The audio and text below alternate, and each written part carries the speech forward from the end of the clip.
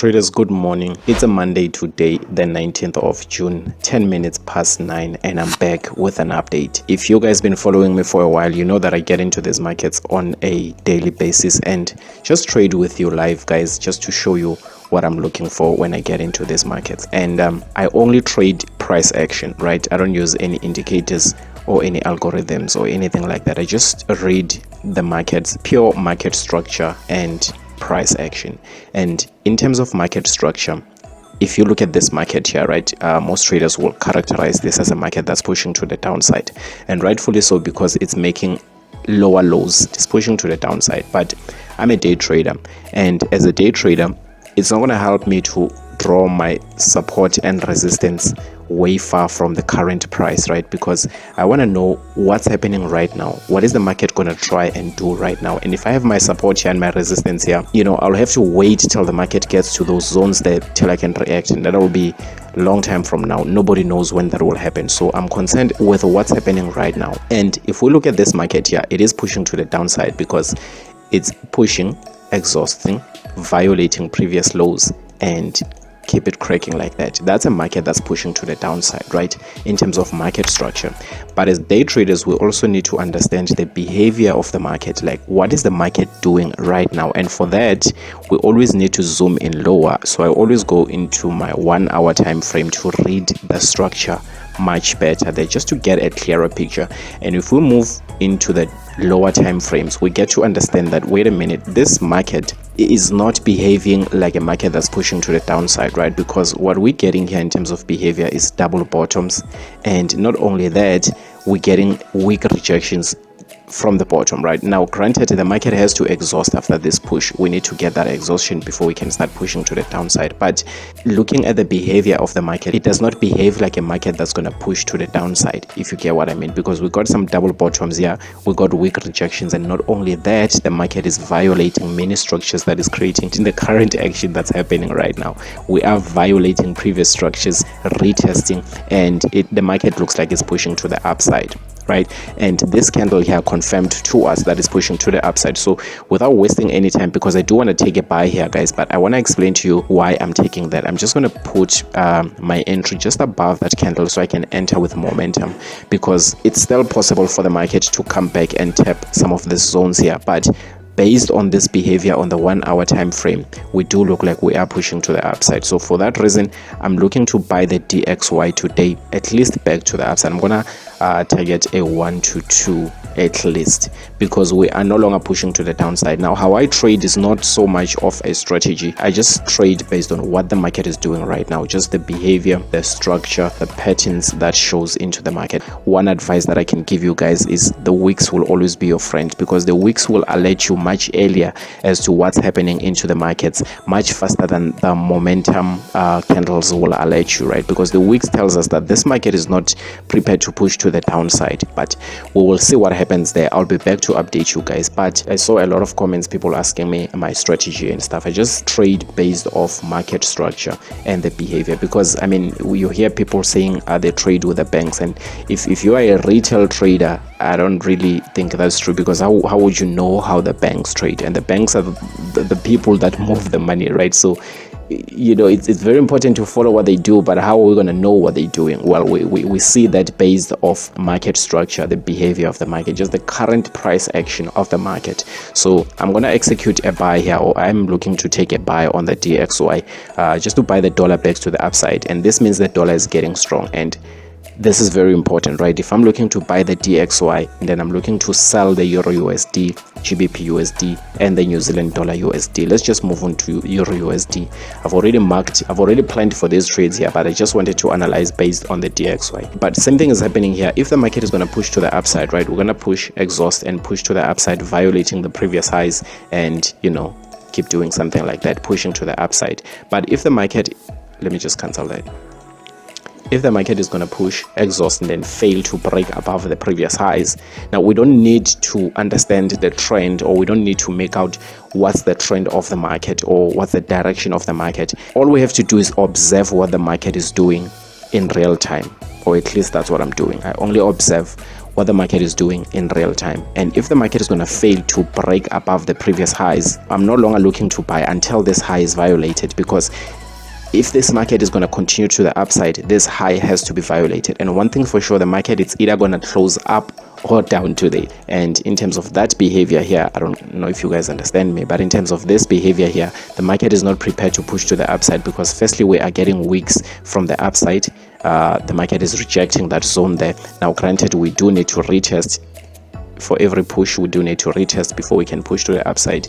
But based on the behavior of the market, because we are looking at the 1 hour time frame, based on this behavior, this current price action behavior here, does not look like the market is pushing to the upside. And as you can see, we are getting momentum candles to the downside. So just waiting for the market to push through, smash through this level here on the left, and then I'll be triggered into the trade back to these levels here. But I'll be back to update you guys. So I just want to show you what I'm looking for when I trade. Let's move on to GBP USD. It's going to be pretty much the same thing really, because GBP USD and Euro USD move the same. And that's another tool that I have in my pocket. I really observe. I trade these currencies based on the DXY, because the DXY is the dollar index, right? Obviously, it's going to affect what happens to all the pairs that are paired against the dollar. And based on my experience, based on my back testing, and just me spending time with the market, I came to realize that the Euro USD, GBP USD, and the New Zealand dollar USD are more affected by the DXY than any other pairs that I've ever traded. Now, I'm not saying I've traded all the pairs there, but based on everything that I've tried, that's my conclusion. So hence, I'm only trading these 4 pairs here: the DXY, Euro USD, GBP USD, and the New Zealand dollar USD. And if I'm going to be buying the DXY, I'm going to be selling Euro USD, GBP USD, and the New Zealand dollar USD. So that's what I'm looking to do here on the GBP USD today. Just execute a sell as soon as we close below that zone there. So I'm going to be triggered on that level there. If you'll be taking this trade with me, that's the price there, 1.2800. So you'll enter the trades based on your strategies, guys, and how you trade. But this is how I'm going to be entering the GBP USD, Euro USD, and let's go to New Zealand dollar USD. Same thing here. I'm just waiting for this thing to push to the downside, because we are failing to break to the upside. If you check on the left here, we've been trying to break to the upside multiple times, and the market has been failing. So this tells us, based on this behavior, that the market is pushing to the downside. And if that's not enough, then we can say that the market has been violating the mini structures here inside this action here. And the only logical possible move that's left for the market to do is to push to the downside, right? But I'll be back with an update to see if that's true or not. Yeah, that's just my update for today, guys. It's a Monday, and one thing that I like about Monday is that we get to look at the markets with fresher eyes. And if you took some losses last week, it is what it is. Let's just execute based on what we can see today. So that's it today. Just stay tuned. I'll be back with another banger.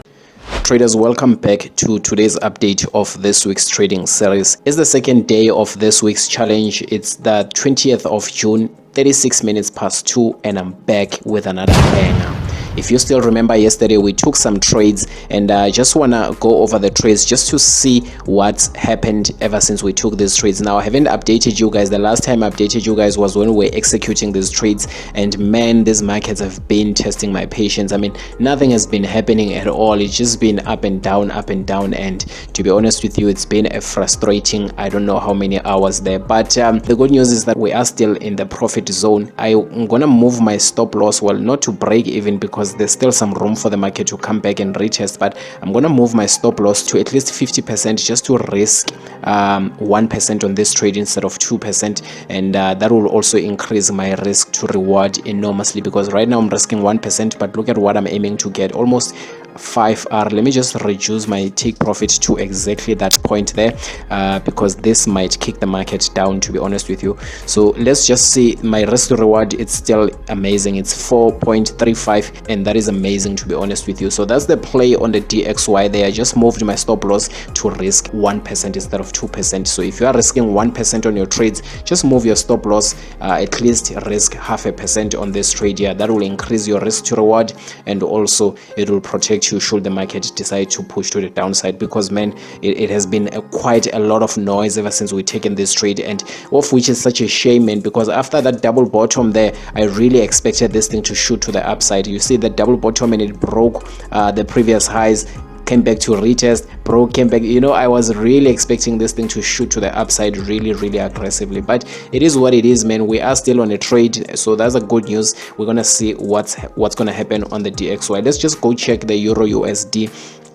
This one is worse, to be honest with you, because instead of being in profits, we are on a negative. So I'm gonna move my stop loss to risk 0.5%, well, not 0.5%, to risk 1% instead of 2% on this trade here, because I really don't understand what's happening. I also expected this thing to shoot to the downside as soon as I executed the trade there, because we entered with so much momentum. Look at that. So I was expecting this thing to shoot to the downside instantly, but you know, it is what it is. We'll see what's gonna happen there, but our stop loss has been moved to risk half of what we were risking. So we'll see what's going to happen on the Euro USD there. Let's go check GBP USD, but today, man, is really not looking good. GBP US, now we're talking. GBP USD, look at that. You know what?